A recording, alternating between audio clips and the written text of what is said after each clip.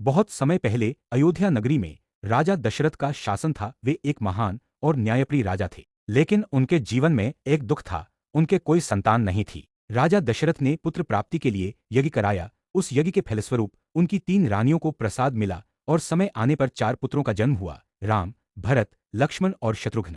चारों भाई प्रेम और एकता की मिसाल थे। लेकिन राम जी बचपन से ही विशेष थे। उनका स्वभाव शांत, विनम्र और सत्यप्रिय था। वे गुरु वशिष्ठ के आश्रम में शिक्षा ग्रहण करते हुए धनुष बाण, शास्त्र और धर्म का ज्ञान प्राप्त करते रहे। यहीं से राम जी के व्यक्तित्व में मर्यादा और संयम की नींव पड़ी। अयोध्या नगरी, जो सूर्यवंश की पावन भूमि थी, इस वंश की स्थापना महान राजा इक्ष्वाकु ने की थी। उनके बाद इस वंश में एक से बढ़कर एक प्रतापी राजा हुए। राजा सगर, राजा दिलीप, राजा रघु, राजा अंश और फिर आए धर्मप्रिय राजा दशरथ। कुल मिलाकर श्रीराम से पहले सूर्यवंश में दर्जनों महान राजा हुए, जिनकी परंपरा धर्म, त्याग और प्रजा सेवा से भरी थी। इसी वंश में त्रेता युग में जन्म हुआ भगवान राम का, जिन्होंने बचपन से ही आदर्श जीवन का उदाहरण दिया। समय बीता, राजा दशरथ ने श्रीराम का राज्याभिषेक करने का निश्चय किया, लेकिन नीति को कुछ और ही मंजूर था। माता कैकेयी के वरदान के कारण श्रीराम को 14 वर्ष का वनवास मिला। श्रीराम ने बिना किसी शिकायत के पिता की आज्ञा मानी